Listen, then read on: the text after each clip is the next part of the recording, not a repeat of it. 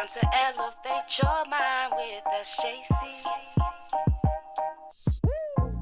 Let's take a journey to new possibilities. Open up your mind to things you cannot see. It's time to elevate your mind. It's time to elevate your mind with SJC. What's up, guys? Welcome to Elevate by SJC. I'm your host, Mr. S, Mr. J to the C. Who are you? The best co-host in the world. Okay, the number one co-host. The number one co-host. Hype me up. Oh, yeah, that's right. Hold on. Let me start off. Welcome to Elevate by SJC, the number one podcast in the nation.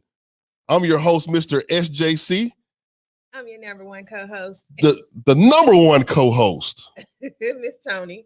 In the nation. All right, guys. Welcome to another episode. Man, we be having these back-to-back interviews. Yeah, which is great. I know it's great, man. I mean, consistency, and we're elevating, so that's good. We have, I don't even know, she got so many businesses. I don't even know if we're going to say number one and what. We're going to say number one entrepreneur, network Jade, wedding coordinator, planner, treasure box. We got network Miss Jade from high school coming on. What's up, Miss Jade? How you doing? Hey guys, I'm doing good. How you doing? Good. Another day, another dollar. That's what's up. Thank you more than a dollar. Thank you for coming on. I know schedule most definitely is busy. I know that for a fact. So we'll appreciate you coming on. Tell everyone a little bit about yourself. Oh, well, thank you for inviting me, having me on the show. My name is Jade Robinson, and I am a business coach, consultant, a serial entrepreneur, and a philanthropist. I have several businesses and also different collaborations with my businesses and nonprofits. And so I'm super excited to share a little bit about some of the worldly, crazy things I got going on in the entrepreneur world. Well, cool. We appreciate you coming on, and like I said, come on to Elevate by SJC. So what we like to do, of course, is our mental health. I'm confusing stuff. Mental check-in, just to make sure, our people, we don't like to share as far as our mental state. So that's something we kind of changed up here. But we'll start with you from 1 to 10. How are you feeling today? I'm feeling about an 8. I actually just came from the gym. I hit the boxing bag. So I train in boxing for a stress reliever. So I'm at an 8. I was at a 2 earlier today. So thank you for asking. Okay, I seen you doing the boxing on the snap. I seen you. I need to go, get my duke it out, because Lord. Miss Toni, how you feeling? I'm good. I got coffee in, so I'm good today. Yeah. Okay, good. We had like an early morning, so I think now I'm at like a 9.8. I finally got my Invisalign in. I thought it was gonna hurt. Every Thursday is the worst day because I have to switch out my Invisalign. I call it my teeth. So I had to switch. Like an old man. Listen, he be like, "Hit my teeth." Like get my teeth over there. So yeah, I got them in now. So like a 9.8. I'm pretty good. It's not hurting like I thought it was. I guess wearing them consistently. So pretty good on that. But that's good. I'm glad everybody's doing well. We're going to kick it off real quick with our Exit 30 segment. We'll be right back. This is your Exit 30 segment, brought to you by Hot Wicks and Scents. Looking for a way to add a touch of luxury to your day? Shop Hot Wicks and Scents for uplifting nostalgic fragrances that are sure to please your senses. Always remember to stay hot. Come visit us at www.hotwicksandscents.com. All right, thanks, Miss Sherry. We're going to talk about, we call it a hot box, but since we got the Treasure Box, one of their podcast hosts on here, we're going to call it the Treasure Box. And I thought it was interesting. I try to keep up with social media. Mr. Kanye West, my man is worth $6.6 billion. How y'all feel about that? I think it's amazing, the deals that he has. I'd like and hope to see he actually contributes a little bit more to the community and helping lift us up. But that's a whole nother conversation. Yeah, he my man, I think it kind of surprised me because I thought like Jay was ahead of him, but Kanye been moving in silence. I know he's really big into fashion. I know he got the deal with Gap, and he got the deal with Adidas, some Yeezys. Oh, there's some ugly shoes, but I mean they sell out quick. So, like you said, I hope we give back to the community, and we'll see where it go from there. I know he's from Chicago, so Yeah, I went to Chicago a couple months ago and they hurting. So hopefully he'll do some kind of community involvement, get more Black designers out there because we most definitely need them. And representation, that's what it is. Because yeah. I was watching the little thing on CNN where he went on the rant when he was on the presidential thing. Oh yeah. And he was like, I'm not on Gap's board. I'm not on, I can't remember whichever one. But now he's making moves. So hopefully since he's been put in a place of power, I guess you can say, he'll bring somebody else that looks like him in that boardroom too. Yeah, I think it's kind of hard, like, to try to take him serious. I've seen my man rant, like he had like an interview with I can't remember the guy's name, about 2 years ago. He already has it. I know, and I'm just like, I can't take him serious. Like, dude, I know he's been through a lot with his mom, and we're gonna talk about them people. He was, But the reality is they're playing into that. That is his whole thing. Is like being this wild card that they never know, they can't control. They like that though a little bit. Because he's always going to be watched, even if they watch him to hate him. Yeah, that's true. People love crazy. They love crazy and they'll buy into crazy. I'm going to do something crazy, so I'll give me $6.6 billion. No, you're not. I think I'm going to try something. let me try something. Because my man he, like I said, he's most definitely smart. I know when we first came out, had the wires and teeth. Yeah. And then he switched up, like he went left field, like hard. And I couldn't go with him. But he's a creative. Right, he's a creative at heart. Like that's who he is, and so how he expresses himself. That's true. That's just who he is, right? And so we're just on the outside looking in, and while we're on the outside looking in, he's making billions of dollars. 6.6. Okay, so you can call it what you want. Yeah, but, I'm interested too. Those designs look like Gap is affordable, so hopefully it stays affordable. Hopefully it stays affordable. Their stock went up. Like 19%. I think it went up 19%. Yeah, it went up pretty good. So we'll see what he got. I know he have like his design line, then he'll have responsibility for doing different designs for Gap too. So we'll just hopefully see what happened with my man. But kudos to is it Yeezy, whatever you want to call him. Shout out to Kanye. Hopefully him and Jay-Z make amends. But anyway. Now hold on, I got a question. So technically this deal happened last year, right? Okay. So does that mean that she gets half? Are they officially divorced though? I don't even know. Are they divorced? Are they? I'm gonna tell you right now, if he is a smart man, and I assume he has a good prenup in place for any deals that he makes that she don't have no hand in. Yeah. So I'm assuming she's not gonna get half. Now I'm sure she's very well taken care of, like a president for the rest of her life. Yeah, I think he's pretty smart. I know they built their house a couple years ago, but I think she got the house though. Oh, the house, and they just built. She got the house. Oh, so she's pretty smart because the house was on her land. Oh, I ain't know that. But he good though. He got 6.6 billion. He's worth that much, so I'm sure he's good. So yeah, both of them good. Yeah, they both good. Yeah, end of the day, I ain't got that kind of money, but they both good. So I don't know what's in the they had a prenup or not, but I'm pretty sure he's a smart man, and 99.9% go to him, and give her a little something. But anyway, we're gonna get into it with Miss J. I know she has a lot to share with us. This is Toni's episode. Toni, go ahead and take over. Well, I just want to know, first off, how did you start your entrepreneurship journey?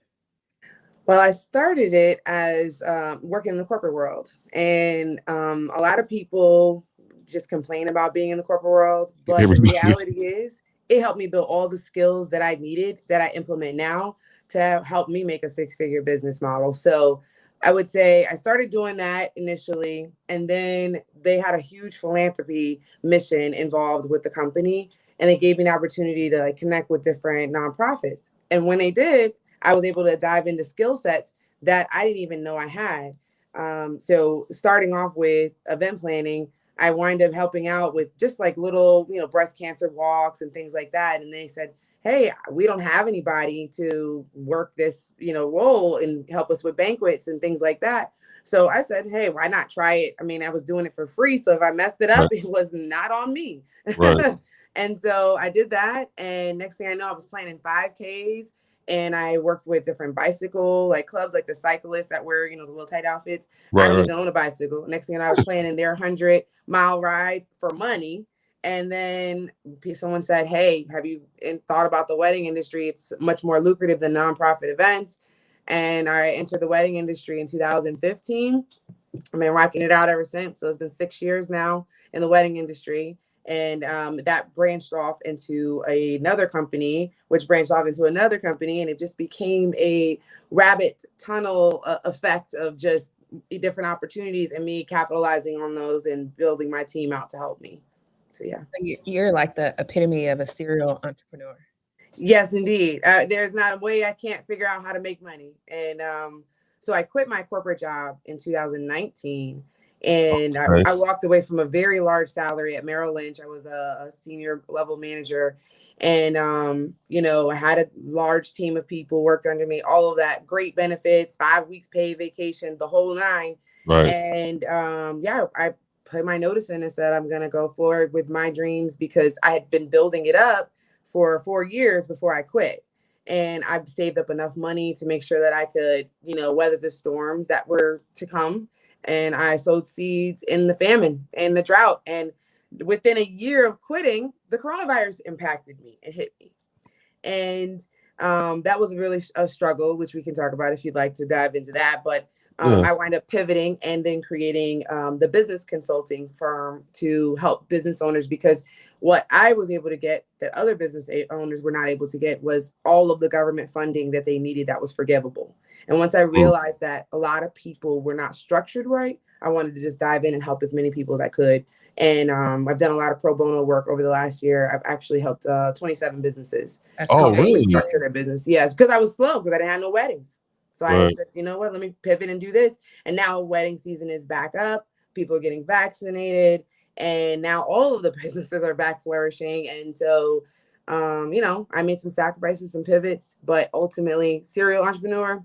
Yeah, I definitely could say I'm title. That's the title. I do, I got my own segment called 2 Questions, but I really got about 40. For real, because I was thinking like, Toni's I don't want to call you Antoinette. Toni, she's an entrepreneur, but we're gonna get back to it in just a second. Question I always have for everybody. I want to make sure we're all in the same boat. How do you balance, being an entrepreneur and family life? How do you balance that? Like how does a day in the life of Jade look? Well, these current days, I'm getting hit up hard. I'm pretty much like overwhelmed with work. I'm not complaining. I'm drowning in work right now. But I would say prior to this, where I had a better balance, it was having the right administrative staff and also outsourcing to people and not trying to do everything myself in the business. That was a way to help me delegate and make sure that I have time for family, vacations. The businesses can run without me present. And that is one of the key important rules that a lot of people don't have. They don't have a system set up. So making sure your business is fully functioning without you present in it will give you your family life balance that you need.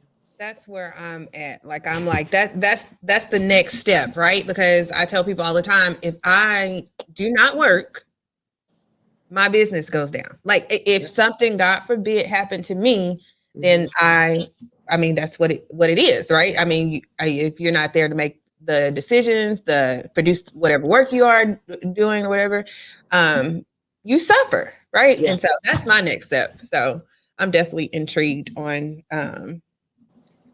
go and pay this business consultant fee for me. I mean, I don't, I'm all about the black dollar, baby. Look, Jade, I'm like, put him on the spot. Hit her up. We'll get it real done. Deal. Like, she need it though, for real. Like, no, okay. She doesn't need it, but I do need it, but don't blast me. She need it. I just play it, but no, for real. We definitely, we always like to network. Yeah. And do something. So yeah, I think that would be dope for both of us, really, because I love my place of enjoyment where I have a 9 to 5, but there's plans and What was you're gonna stay at your 9 to 5 for a little while, right? I got 7 years probably left. Okay, so maybe done. Now if this pop off and my other 2 things got going, I'm gonna say 5, but yeah, because at the end of the day, I want to work. I want to have our own family thing. Like that's the goal. Yeah. So let me ask this, Jay, what was the deciding factor on you saying, okay, I'm just gonna that's like I need that speech. I'm gonna take this leap of faith and bet on myself? Okay, so it was a 2-part. in 2017, 18. So I got married in 2017. I'm now divorced, but it's okay. I'm free. Anyway, so I got married in 2017. And we had a real conversations, and we were like, I'm ready for me to take this to the next level, but it's going to take some sacrifice. And so, the American dream, you want to buy a house, you want to have nice cars, you want to do all these things. And I was watching another entrepreneur that is a motivational speaker, and they said something. At this time, I only had one business. I didn't have multiple. So I've gained all of these multiple in a matter of 3 or 4 years. So his message said, are you buying this house or buying things or having things because of what you want or for other people? And are you working a job that is funding a lifestyle that you are miserable in because you hate your 9 to 5? You go to work every day and you're dreading it, but you're working to pay for things. You're not working for a life. You're not working to have a life. And so we sat down and we evaluated what it was that we could do without. I'm huge in entertaining people in the home. So I had a nice big home. We lived in the beach area, and we just started downgrading. We started stripping away slowly, downgrading my car. People would assume I'm driving, a BMW, but no, I'm very, humble about what I have. And so even with this pivot, because I was willing to sacrifice when the coronavirus did impact a 6-figure business, okay, I was in a position where I was okay with sacrificing because I had stripped myself from some of the things so that I could go to my next level. And so that also was a part of me taking away things that I didn't necessarily need, right? I just wanted them, and I just focused on the needs only. And so then that way I could build, because what is 1 to 2, 3 years of having things you need and not what you want, so that you can have 30 years of everything that's you tough. want. Hey, do you listen? Well, I don't know. You may or may not, huh? You gotta say that Dave Ramsey quote. No, hell no. Look, I like Dave Ramsey, but I listen to you guys Earn Your Leisure. Have you heard of them before? I have. So he was talking about, that's good. Okay, that's good. So I knew you probably. So he was talking about sacrificing this year. So in the next, by 2031, you can live like you want to live. And they were also talking about they talk about so many motivating things as far as, like you said, going to working, like, I'm going to say my homeboy name, but anyway, like working multiple jobs for years, right? And still being broke. Still, I don't feel like going in today. I'm going to call in. You know what I'm saying? And that's the biggest thing about Elevate, right? Is I love my job, I love my benefits. We take trips, we live nice, right? But I was like, I have all these contacts in my phone that I know these people are doing great in life. Why not put them on a platform so the world can know about them? If I don't do that, and I love to talk, because I can talk, right? I love to talk. So you got something? But if I don't do nothing with that, I've done a disservice to myself and to my family. So, that's what, hopefully I can accomplish and get more people out there, put them on the platform, let them know, like, hey, you also can be an entrepreneur. Because I think we talked about this a long time ago, was like when she, left, the industry as far as corporate America, I was like, like, no, we need that check. But in the day, she wasn't happy. And she's not happy. I was miserable. She was miserable. I'm talking about miserable. But you know what the person said to me on the phone? After having like a master's degree and all this, I literally, they were like, go back to the plantation. I said, oh. Yeah, so she was like, I'm done. It's time for me to go. She was like, I'm done. I can't do that. Yeah. Wow. And my mind frame is expanded. So that was my Well, so here's the thing I tell a lot of people is work as long as you can in corporate world while you build what you're building. Because what I did was I walked in every day looking at them like, y'all are doubting me. You have no idea what I'm capable of, but I'll show you in a year. And every day I walked in with the motive, even though I hated my job. Every day I manifested it. And I walked in and I was like, I know I'm a bad bitch, okay? I know I'm that girl. And at the end of the day, when I decided to walk away, my director, my immediate, superiors, they had no idea I even had the businesses built the way that I did. And so they were like, oh, you have all this? I was like, yep, this is service mark, this is trademark, this is this. They were like, but they want you to stay on. They want you to. Right. They were like, when did you have time to build all that? I was like, in the morning before I came to work, during my lunchtime, a break, and also after work. You got to use your time wisely. A lot of people don't do that. Like they are just in that routine of waking up, going to work, coming back home, and going to sleep. And they, you still in my thing. My bad. I'm sorry. I was about to go on a rant, but you have to work on that in between time, whatever that in between time. Like I do remember when I was on breaks, I would be reading articles or I would be researching how to do my craft. And so you do have to make sure that you don't just jump out in the water. Right. You have to learn. The crazy. Go ahead. I'm sorry, baby. Go ahead. No. So I was going to say, I'm share my little story real quick because this is about Jade, not about me. But I remember we were talking last night to our daughter. I was like, Kirsten, I remember your mom used to get on to me because I would literally come home from work and watch TV for 8 hours, go to sleep, get back up. You know what I'm saying? Not doing anything with that time.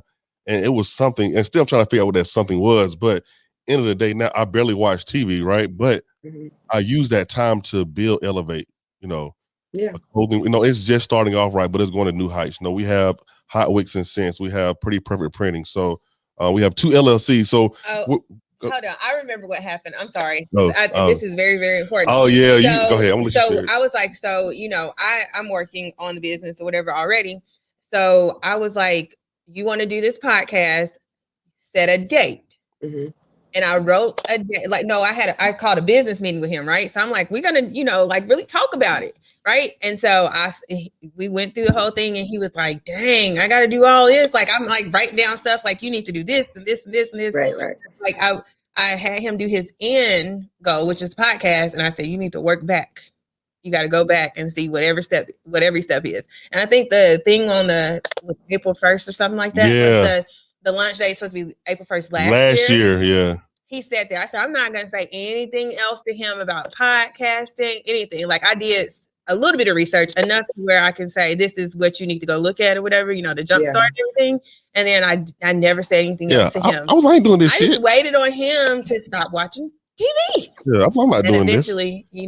Yeah, well, that sounds like an amazing partnership. And I'm telling you right now, Sam, you better. It's my baby. You better lock that down because that is a rare unicorn you got sitting next to you. Gemini. Yeah, you're right. No. So I do appreciate it. I know because you told me, and I was like, I ain't doing this. I ain't got time. Yeah. But honestly, it took a while, and then now I knew if I wrote it down, I wasn't gonna do it. But it just took me. I had to start. Now I know how to edit everything. I know how to. You see the emails I send. I try to make it professional as possible. But it just I think most time people in general they just get off work, go home, cook, wash, go to bed, and they work for a company for 30 years and they haven't accomplished anything. So Mike, I know you work for yourself now, right? So what are some of the struggles you've had, especially during COVID? What kind of struggles you had, and how did you overcome them? So the biggest struggle was, and I'll be frank about it, okay? The biggest struggle is we shut down the world during one of the busiest times of the year. We have spring and fall wedding season. So on average, a wedding season could bring me in previous years $27,000. I mean, 2 months, March and April. So when the world shut down, everything shut down, especially the small businesses. Right. And so it was I had a little bit of a moment. Everybody's allowed to have that depressive moment for just a moment, just be like, whoa, what the heck just happened to me? Hit me hard. I had to pull myself out of that moment because it was just such a difficult space to be in. We were just getting started. We were trending on a 90% increase year over year. It was crazy. And so the first thing I said to myself, and when they started to come out with the government money, I was able to get all of it, everything. I didn't blink an eye, bat an eye. And so once my expenses and my payroll was taken care of, I was like, you know what? I'm going to pivot and I'm going to do exactly what I've been doing for the last, 10, 12 years since I've been in Jacksonville, Florida. I said, I'm going to go ahead and just help other people. That's what I'm good at. That's my gift to the world. And so that was my pivot to keep me busy. And then if something grows from it, great. If something doesn't grow from it, that's fine too. And so that's when I built the Self Made Jade website, and I built it all by myself. I had all this time. There was no, I literally was like in my pajamas like every day. I had no reason to leave the house. I have nothing to do. Right. None. No reason to get on the computer. No reason to get on the phone. Like the world had shut down completely for the event world. And a lot of businesses, they closed by the time they hit August. I mean, it was really bad. So we're one of the few. So now we're trending even more money than what we were making before coronavirus, because we are one of the last few standing in our industry in that field. So, but being able to pivot and start figuring out how my business name could be still prevalent during this time. One of the things was, I'm not sure if you saw those like Feed the Frontline campaigns and things, where people would donate money to support the restaurants locally. Then you would pay the restaurants to deliver food to different people, like, in the hospital workers, police officers, people who had to be on the front lines supporting us during when the pandemic first hit.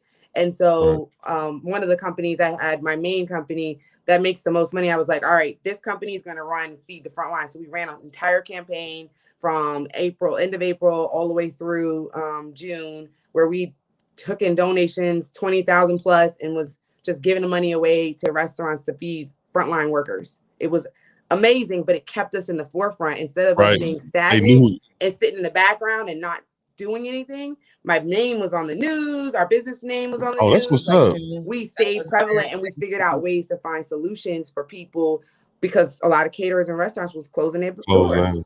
That was very strategic. That's a great pivot. Okay. Right. OJ from Dothan. Okay, I see. I just lived in Dothan 3 years. Oh, that's right. I'm 3. Hey, this hustle came from New York. Okay. Oh yeah, I know. I hear that New York here. I already know. So, how many staff do you employ? Right now, 65. Whoa, really? All under you? Mm-hmm. Oh, so you are a brand. So she's a boss. So you the boss. So you are Jacksonville. No, I would not say that I am Jacksonville. I'm still humble about it. I actually hate when they call me boss. I don't like it. I don't know why. I'm not I don't consider myself to be a bossy boss. So they call me manager. I'm their manager or whatever. But I actually, when I hire them on, they don't even know I'm the owner when I train them. Yeah, I'll be seeing you be dancing at the wedding and everything like you just one of them. That's dope. One of the guests, one of the staff. They don't know because it doesn't make any sense. Like, and I get to see people's true colors on some like undercover boss type stuff. Like, I get to see like what are you interacting like when I go out in the field. So some people do know now, like they've been with me. I have some employees that have been with me 3 years. But a lot of people don't know, like all my newbies, they have no clue. So how you're truly interacting is whether or not I'm going to let you go. So yeah, it's pretty cool, but yeah. As far as like influence on you in entrepreneurship, did you have anyone in your family that was an entrepreneur? None. Zero. That's like the case with the majority of us. Yeah. Okay. So when we think back, right, we think back to like civil rights and stuff like that. My grandmother, she was a huge proponent in the Selma Walk and different places where she, was a part of like organizing and things. So she, when I was growing up, it was like, just get a good job. She worked at Bell South, which turned into AT&T, and she retired from it. And that's great. Like, I'm happy, that she broke barriers. She started off as a phone operator and later ended as like an executive role. Like, she literally was plugging the phone. Right? So like, she went from that to that. And that was a huge influence to see that she could elevate. But what really she could what? Hold on, she could what? She could elevate into She could elevate. So she was huge. Her work ethic was great. And but she always there was always a hesitation because not only was it hard, of course, us being minority, but it's also hard with us being a woman. And I work in a lot of male dominated fields. The wedding industry is predominantly male dominated, actually. Really? Yes, it is. People think it's a woman dominated industry. It's not. Most caterers are men. There's not very many women caterers compared to probably like 20-25% women caterers. You're looking at venue owners, typically the people who have the, the strings on what venue owns. Most of them are owned by the men. Maybe their husband that put into their wives, whatever. But it's a lot of male dominated industry. And so I, as a woman, have to navigate through that. And she was just, nervous. She was like, I just don't want to see you fail and things like that. And I'm like, I come from nothing. So it's nothing for me to go back to it if I have to. So that motivates you, like just knowing that when you come from, like you have to go hard every day. Yeah. Does that motivate you to get out of bed like every morning? Because I know someone, I'm like, I don't feel like getting up. I don't feel like working. I don't feel like today I just told her, like, I hope softball practice counts because I sure don't feel like taking her to softball practice. Owning it makes me want to get out of bed. Sometimes I take phone calls while I'm still laying in the bed. Hopefully my clients don't hear that. But sometimes I take phone calls while I'm like, okay, what you need? Okay, you need this? All right, the invoice will be to you in like a couple hours. Thanks, bye. And I go back to sleep. Gotcha. So, I mean, it motivates me to take the call and to get back to work is that I own it. I'm the only person accountable for it is me. Like, if I don't work or if I don't make sure that my staff is doing what they're supposed to be doing, like, my name is on the line for my financial perspective, the W-2s, all of that, nothing gets paid. Oh, the whole 9 yards. Yeah. So like I have to make sure. And now the accountability, like when we stopped working, my staff was like, we miss working events. Like we can't wait to get back to work because some of them, it's bringing a huge second stream of income into their pockets. So, I mean, I have people making a couple $1,000s extra money and working with me part-time. So yeah, it's been a huge motivation to see them be happy and have financial freedom as well. When do you foresee having more events? Like when do you? I don't know how it is in Florida, but Florida, we turn Florida open. Florida open. Y'all know who they governor is in Florida? DeSantis. They open. Oh man, I'm having big weddings again. They've been having them already. Okay. Really? Sam, you've seen this Instagram. Yeah, look, I'm gonna tell you, I look at her snap. I'd be like, damn, I thought it was coronavirus because they show be turned. Like, I'm talking about all the way. I'm like, the state opened up for us in May. So they started trickling in, just like 20, 30 people, 50-person events. Right. Then by July is when I've worked a wedding again. I didn't work a wedding from April, May, June. And then July I finally started again. And then it was like a couple here and there. By the time October hit, I was working Friday, Saturday, Sunday. That's Florida for you, man. They 100% was like, weddings. Yeah, they like I'm telling you, be full-fledged. Like, ain't no such thing as COVID. Okay, they going in. Florida is all the way live. So we average right now about 12 to 13 events a weekend. Really? Between the two companies. Yeah. And when we were at our peak, we were up to 20. But yeah, so that's what's up, though. That's amazing. I'm glad that the pandemic has not affected you like that. It has. Well, I'm saying like, some people are not doing anything at all, They're like being stagnant, like they're just waiting. Yeah. Ain't no waiting. You gotta get out there right now. Yeah. And I'm fortunate to live in Florida. And I'll tell you, there's a lot of event industry professionals who've come to Florida because they can't work in other states still. Yeah. So like what kind of best practices do you give to people that's looking to be, I guess, entrepreneur or starting their own business, like starting from ground up to like, I know, and I think the thing is people like think, oh, I want to be that tomorrow. No, it's a process that you got to take, right? So like, what are some of the best practices you have to at least start off to at least get to where you're at right now? The first thing is, I like how you said at the beginning of the episode, the mental health check. That's necessary. Every day. So for me, I started with the mental health care process of it. I'd already been going to therapy prior to that. And so the real pivot when I decided to stop working overtime at my job and start putting overtime into my goals and my dreams was after I went through like a group therapy session and I sat around the group and they started asking me for advice. Because apparently people look crazy. Yeah, okay? It's real life out there. But I'm sitting there listening to these people complain about their problems, and I'm stressed out because I'm not feeling fulfilled in work and whatever else.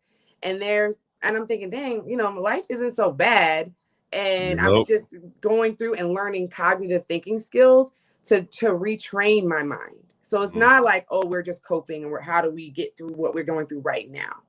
it has been, and what it is cognitive thinking skills, where I'm now able to identify all the toxic behaviors that I had before and how I'm able to relearn new ways to do it. It takes an entire reframe on mental capacity. And there are some times when people come to me and they want to talk about running a business, and I just spit it at them and I shoot them straight.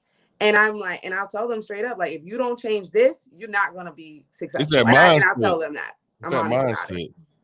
Yeah, that's most definitely it's about your mindset, because I know like you have, it's a lot of things like you said earlier, sacrifice. Whew. People don't want to sacrifice. We're like, it's like people who go on and off of a diet. You lack in discipline, but the only way you're going to learn discipline is if you learn new ways of thinking. Yes. So if you lack in discipline and you like, all right, everybody want to see the fruit before the tree has even grown. Like, we're in that society, that mentality of like, okay, I need this right now kind of vibe. Instead, like, I don't want to wait a month and don't eat no sugar and then have sugar a month. I want it right now. And you don't lose weight, right? So it's the same thing. It's like, you don't pour into something, you won't have nothing. And you won't be able to see it scale. So the mindset. That's true. I put on Facebook. Matter of fact, I am divorcing Facebook.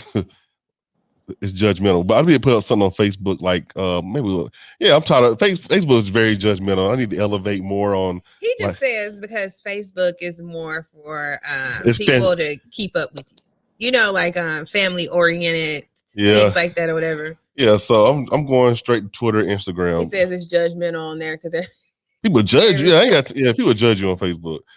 But who cares? Yeah, you can. Nobody. We gonna get to it. Look, don't divorce Facebook. We're still gonna need Facebook. The algorithms match Instagram. Don't divorce. Yeah. I said that. It's the same. I'll be telling you stuff about Pat. You know what? Hey, look, I forgot what I was gonna say, but I think the big. See, I forgot because y'all talking about. Oh no! I put on Facebook like last week. People in general, and I'm guilty of it too. We want to enjoy the fruits, but don't want to put in no labor. Zero labor. None. But I most definitely commend you, because I just think like, oh, Jane, she got about 100,000 businesses, and she like for real, because you like we all we're entrepreneur. I'm an entrepreneur or whatever, but we try to bring on the show people that are like on that journey, right? And I think you need to understand, like, look, it's gonna be some broke days. It's gonna be you can't go to Jamaica every week. You can't go with your friends all the time. That's gonna be opportunities, but if you're wanting to work for yourself, you're really gonna have to like. Buckle down and avoid those distractions at all costs. Like, you feel like you still have like friends, or like you have business friends? Like, how do you like cope with that? People, they want to let's go out, let's go to Jamaica, let's go, here and there. Like, how do you cope with that? Like, how do you deal with that? Well, the first thing, I'm a people pleaser. I'm a giver. Okay, so I have a hard time with that over the years, but now, when I first quit, I went ahead, took one last good international trip, and then I was like, all right, I can't take any international trips again until I see this growth spurt, right? Because I was traveling twice a year internationally. So I was like, all right, this is where my capacity lies. This is how I have availability. And people would call me and want to be able to, like, again, pick my brain or do different things. And I had to be like, I don't have capacity. I don't have capacity for this. And if you can't fit within this, then maybe you don't support me like you say. So I had to really put my foot down. That was a part of the cognitive thinking skills, where I had to reframe, meet them where they're at. They're never going to understand or see the vision because I see it. It's my vision. But at least I can try to have open communication with them. And so I've lost some friends along the way, for sure. I mean, I lost a whole husband, but we can talk about that another time if you want. So, he didn't see it, and they didn't get it, and they didn't want to be held accountable to scheduling and things like that. Some people hated that. They were like, oh, I got to wait a week to hang out with you, or 2 weeks, or even 3 weeks. They would be mad. And I would be like, look, like, I'm doing something that has never been done before in my family. I'm breaking a generational wealth poverty cycle. Like, I'm breaking a poverty cycle. And like, because I'm doing that. Because they want it right now. That's what it is. They want everything. They want my time right now. They want to see me go ahead and break it right away. And so actually, I've built really good friendships with even some of my staff, my employees. And so my friends who've been 10 or 11, 12 years, they came on to support me in the business, and I give them a paycheck now But like we know how to be transactional. I'm very transactional. Like if I'm about my business and this is a business call, I don't want to hear no joking, no other whatever. And then once we get off the call, then we go return back to normal. So people had to get used to that light switch. That was a struggle. So here's a funny tidbit. I even had a guy who I friend zoned when I was dating. He is now a W-2 employee. I'm sorry. When you said I'm about my business, it the connection dropped. Oh. Yeah. So go ahead about your business. My bad, because we're good now. Go ahead. Oh no. So being about my business, in regards to like having my staff members or anything like that, like we stay business focused, and if we move into friends, joking, and all the other stuff, like I set the expectation up in advance. Like this is what it is. All right, turn it off. I'll even say like, all right, you're doing too much. Like bring it back in, and then once we get off the call, it's like, hey girl, what's up? I mean, Yeah. So yeah.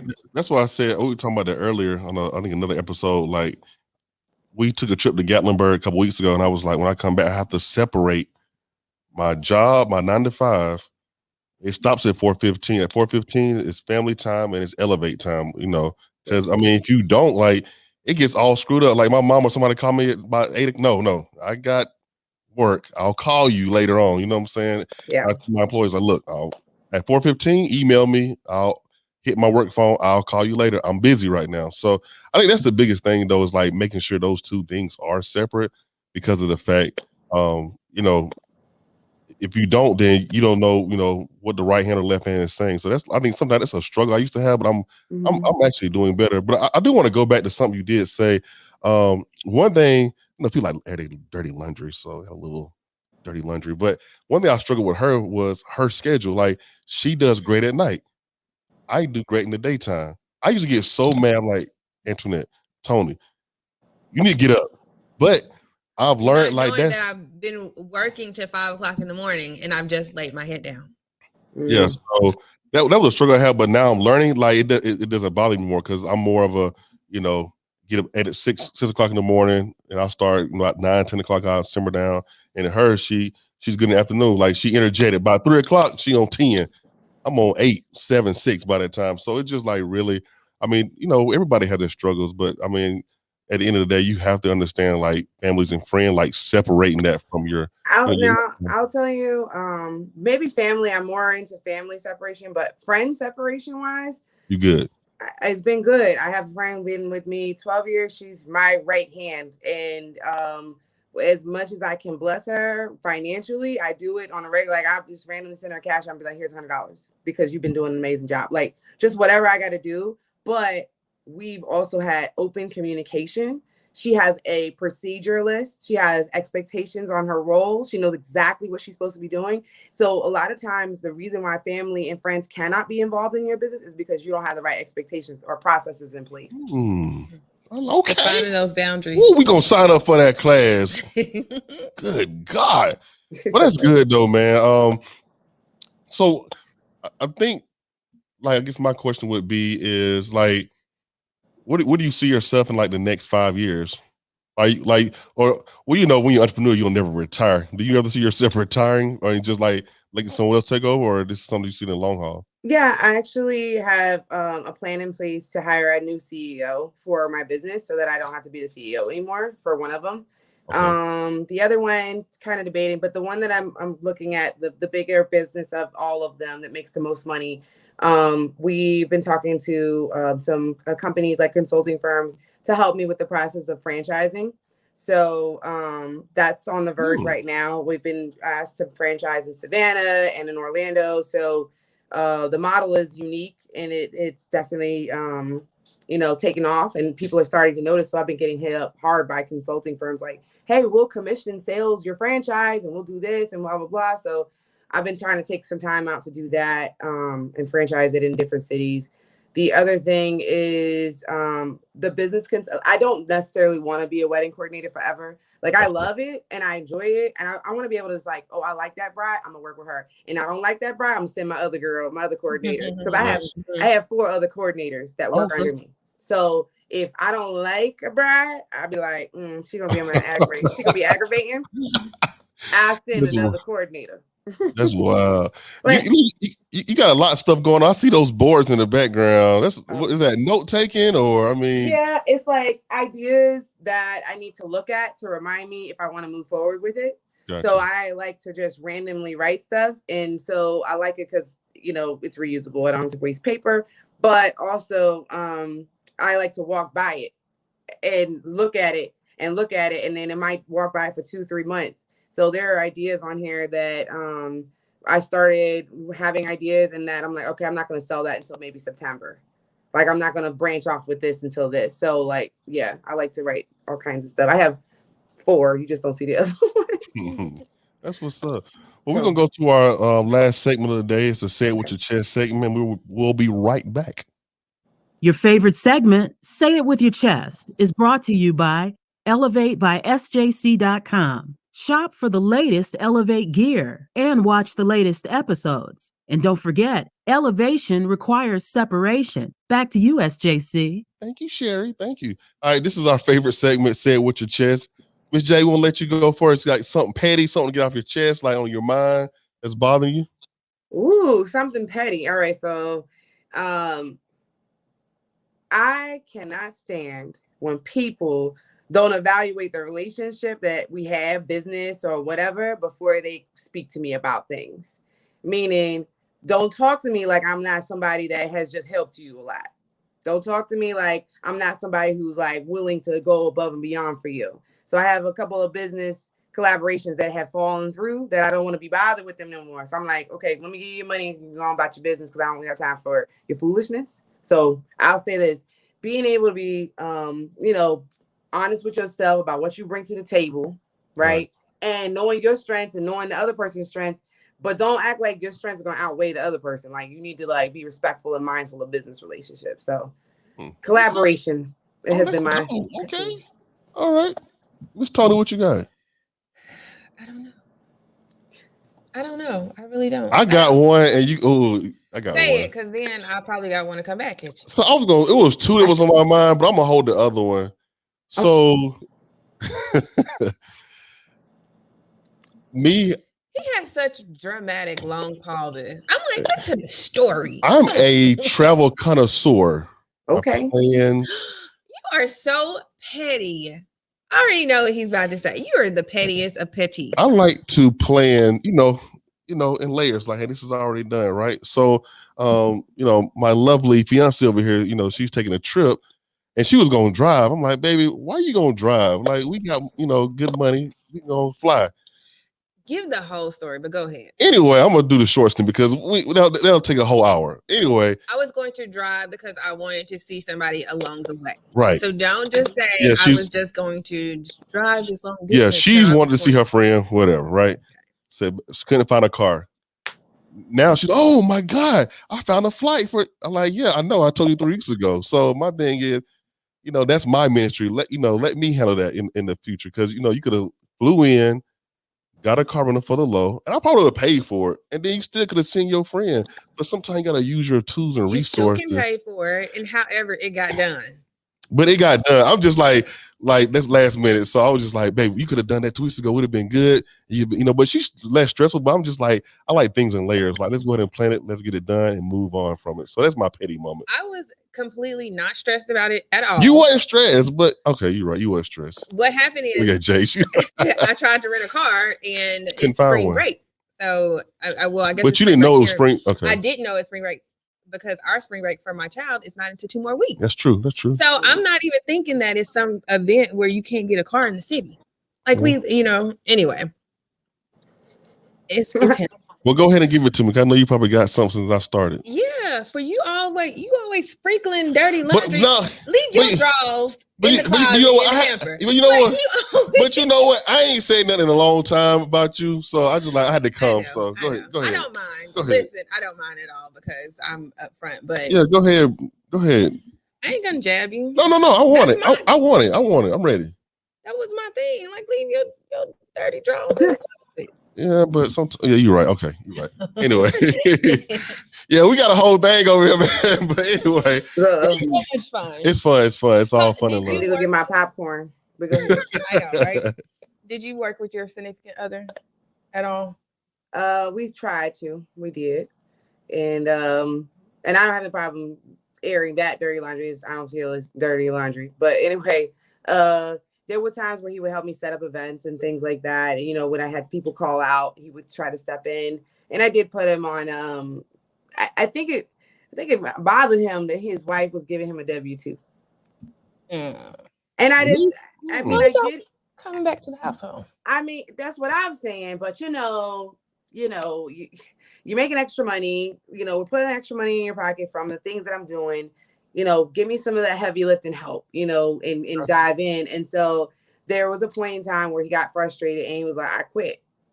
And that was 2 years or maybe a year and a half after things had really started picking up. He was like, I don't want to do this. I don't like it. I just want to quit. And I was like, okay. Then it became, you know, you're not home a lot. You're always busy, this, that. So I would rush home. I would have conference calls while I'm cooking. You know, I was doing whatever I could do to try to like still give. And it just wasn't enough because it was like, I think there was a part of him that was like, no, I just want a simple life. And that was okay. It's because, but that wasn't the expectation that I set. I never said I was gonna have a simple life. I've been doing this stuff for years before I married him. So what ended up happening was there was a turning point when I got nominated for an award with the Chamber of Commerce, and we were sitting there, and I was all glammed up. Everybody had on suits. I had a sponsored company table, the whole nine. In 2019, the end of it, and he's just sitting there with his arms folded, like he's just not happy. He's not stopped clapping for me. Yeah. And that moment was like, all right, this is over, because that's an aha moment. That was the aha moment, because my team, I had 6 people sitting there. They were like, what's wrong with him? Mm-hmm.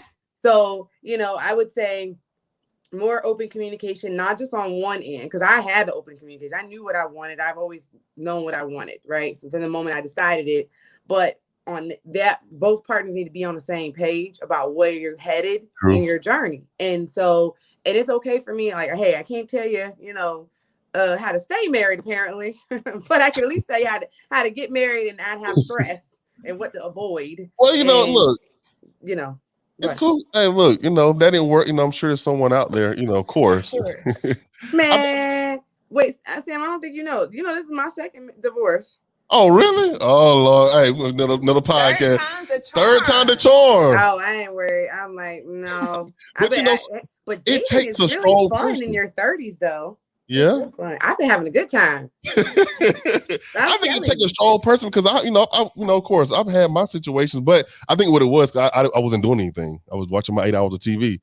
But when I finally got into what I was doing, I'm like, oh shit, it's real. Yeah. I ain't gonna bother you, baby. I'll leave you alone. So many times where he's been like, oh, I see now. I say, I just sit back, because I'm not this can be my sandwich chest. I'm not a person that's vocal. If you're doing something to me, I'm going to let you continue to do it until you realize, because I'm not teaching no grown man. Your mama should have taught you. Okay. Go ahead, baby. So I'm not going to teach you how you're supposed to interact with me, right? If you don't see like the change in my behavior and things like that. Anyway, whole nother level. I was on 10. I'm like, bro. I'm not the type of person to be like, oh, I told you so. So he is. So whenever the things are happening, like he's like, oh, I see now. This is a lot of work. Like he'll come and he's like, yeah, you got to do this and you got to do that. I'm like, yeah, it's work. So when I say I can't listen to you right now because I'm like focused on this, and when you break my concentration, it takes me so much more to get back into focus. He's like, oh, I get it now. And then now when I'm calling his name, he's like, don't you see me working? I said, bro, let me hit you up later. Like, I'm good. Yeah, so it took a waking up, because I was like, like, you always in your office doing this. You always, and I was like, oh, now I see. Because now in my office trying to do A, B, C, D, plan for this, plan for that, and it's a lot, especially like working for yourself. It's a lot. Like, you got to edit the film, then you got to edit the audio, then you got to post it. But you know what? Y'all on the same equal frequency now. Yeah, that's it. Like y'all are on y'all are both being driven and doing something that's like meaningful that you enjoy.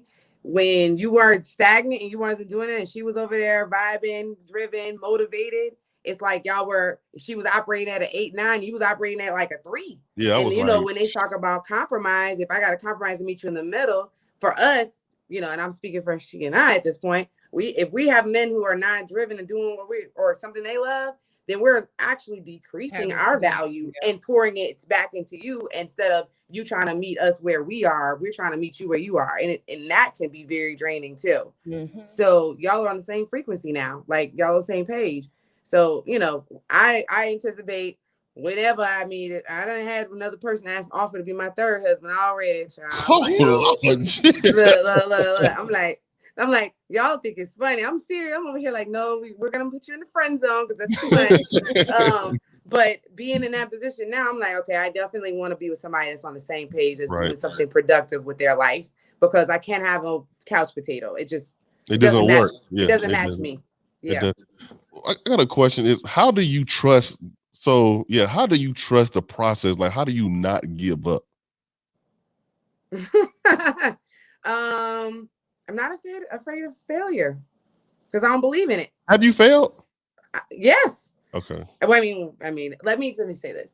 I don't believe in failure. I believe I have learned lessons. And when you fool me once and you do the wrong thing, then that's why we got contracts, operating agreements, all that stuff. Because as soon as something happened to me that I didn't like with a bride or whatever, I go in, oh, this ain't gonna happen again. And my next client, I'll be right there updating the contract, the process, and then I learn from it, and then I move forward, and I never have to deal with it again. So we just learn. We win or we learn. We don't fail. Not for real. And how many different streams of income you have? 7. So that's the key, isn't it? Like 7 streams of income? Yeah. Because when one is down, so it's funny. When the staffing went down, I still already had a bunch of contracts lined up with the wedding coordinating. And because the staffing is a very like a fluid, like you call like 2-3 weeks out, but the wedding coordinating had been booked like a year out, and they wanted to maintain without losing money with me. So what that means is I still had consistent money coming in from that one business. And then I built a business consulting firm. So I helped a lot of pro bono, but then I started getting clients, retainers who I did a little bit pro bono. And then after that, they became paid clients too. So I was, okay, business consulting went up. Now the staffing's going back up and wedding coordinating went down a little bit. So it's like when one is up, the other can be down. And that way I can have multiple, money avenues. Yeah. That's what's up.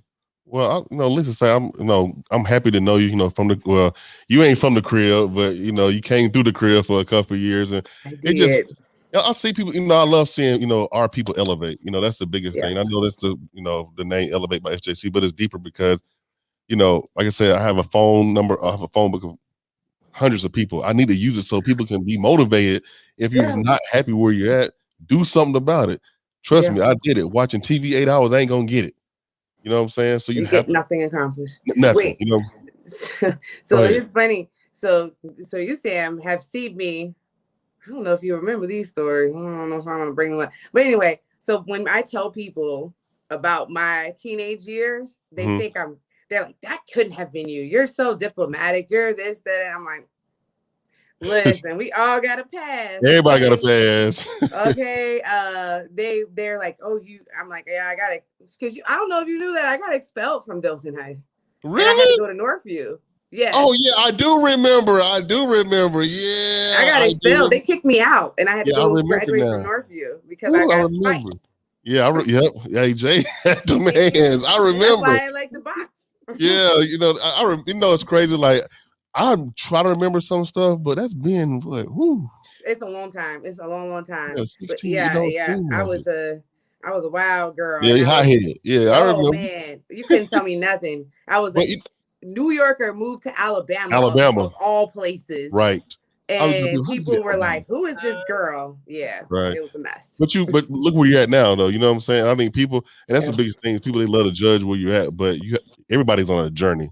Yep. It's up to you to complete it. So, but I most definitely, have appreciated. I mean, did you have anything else from Miss J, Miss Toni? I could keep asking questions all day. Go ask about one or two. I kind of want to know about this wedding stuff since we're in the process of planning. Oh, okay. What do you think about destinations? Oh, I love them. That if I get married a third time, that's what I'm doing. I did the courthouse, then I had a large wedding. Now the third time around, if there ever is one, it's going to be a destination wedding. I would say what the first thing you want to do is just evaluate the people and stuff like that, and be okay with people not being able to afford to come too. Okay. You know, if they don't make a way, you're okay with that. Yeah, like that's really okay on that piece of it. So, you know, what other questions you have about this? Are you thinking about doing in-state one too, or just only destination? Only destination, but then a celebration, like a reception type thing. Yeah, maybe. I'll let her do everything. Like that's on her. Yeah. Okay, because so it's so many people that we want to include, but because of COVID, I mean, you know, we already have to delay because of COVID. But yeah, I don't care if it's just me and Sam. However, I don't either. However, I do want to give people something to look forward to, right? Because we've been stuck in the house for a year. Yeah. I think if you make it a celebration about, you know, coming together as well, like it'll help out a lot. So the first thing I'll tell you that I tell everybody is, you know, considering your audience, are the gifts going to equate to how much money you're going to spend? Because, and I'll use it, not a wedding, but a baby shower, for instance. One of my girlfriends is like, oh, I want you to have like this, and I want this backdrop, and I want all these like serve pass orders. And I was like, that's going to be like a couple $1,000s. Are you going to get that in in baby shower gifts? Because if not, I could spend a couple $1,000s to go get you the crib, the car seat, all the things that you need, because you still need to be able to live after your reception. Right. So it's the same thing. It's like, think about the people you're inviting, and I hate to do this, but put a monetary value on what kind of gift you would think they get. Is it $25? Is it $50? Is it $100 gift? And add that up and really take a look at who are you inviting, because a lot of times you put on a show for people, and the purpose of a wedding, the original purpose of weddings from, you know, 1800s on, is that it was supposed to help you provide you a living opportunity for the future. Now it's just a TV show now. That's all it is. It is. Do you think if we did a party instead of a wedding, that it would be cheaper? Like, is it an upcharge because wedding is or a reception is attached to it? Yes and no. It depends on the vendors. So like, if you tell them slightly anything wedding related, then vendors will charge up charges for weddings. They do. That is a thing. You know, I do personally, versus like a regular birthday party versus a wedding, because there's a lot more involved in it. Now, it depends on what elements from a wedding you want to have. Are you still going to have like entrances into the reception and someone to like, you know, be a good announcer? You might not want to get a DJ just to play music. You might want to have a DJ who's a good speaking voice over the mic. And you're going to have to pay for introductions and stuff like that, because technically DJ companies, you know, they have different levels of quality. So that's the thing. Photography wise, you know, are you just want people to take casual pictures, or you guys want to capture cutting the cake? Are you want to like, that's what I would want to spend the money on, right? Is capturing the memories. But other than that, I would just want to have a party. Ooh, Lord. Like, so I know for a fact I would spend on photography. And I would probably DJ-ish, because we know people already. So that's kind of like we got the DJ stuff covered. And then the announcer. But other than that, of course, I'm like a foodie. So I would want to have nice food. So of course, buffet is less than plated. That's number one. But a good middle grade is a family style service, where, you know, how they have the big bowls, and then, you know, everybody serves themselves from the bowls that's placed on the table, like a family style. I never thought of that. Yeah, that's the middle grade that a lot of people don't explore, because it gives you table service without some buffet vibes, but like it's easier. I never even thought of that. Yeah. And now an open bar is actually better, because you get to keep all the alcohol. If you buy from of alcohol, like a Total Wine place or something like that, they let you return unopened bottles that you don't use.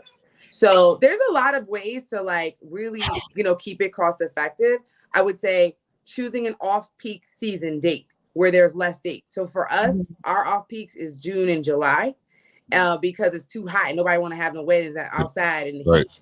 But fall is like, that's everybody don't get married. You know, that's every day, you know, weddings. But so when you pick an off-peak season, you can get off-peak season rates. Yeah.